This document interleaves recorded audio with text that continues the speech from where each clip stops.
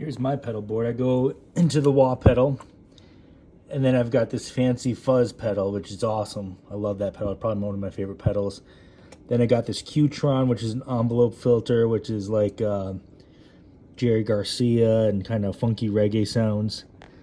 Then I have a Dirty Blues driver, which is like my meaty drive sound. And then I have the Tube Screamer, which is a little bit more smooth, more of a mid boost punch through. And then I usually like to mess with the tone of my dirt with these three. And then once I get it right, I just sometimes like to boost it, but don't want to change the tone. So that's kind of how I use my compressor. And then I get my fun modulation things. This is one of my favorite pedals. This one's not expensive either. You know, it's like on maybe $100. And it's a phaser pedal. Gives you some cool textures. The chorus effect is that, you know, if you dial way up, it's that classic 80s effect. But it just adds a little bit of depth and shimmer. And then I got this super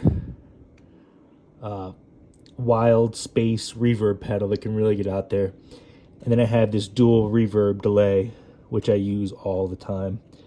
And then just a tuner, because I play my guitar hard, so I always throw it out of tune. And then I have these two, because I do a lot of loop pedal practice where I'll throw a progression and just kind of play with it. So I like those two a lot, but that's my setup. What I've also learned is like the settings up here on the amp matter a ton. You know, if on this Blues Junior, if I roll the volume up, it gets a lot dirtier, versus if I roll that down and turn the master up, it gets a lot cleaner. And I thought in the middle would be where the EQ needed to be, but actually I like it best rolled back a little bit. But yeah, that's my current obsession. But I'm always kind of switching them out and playing with them. They're fun.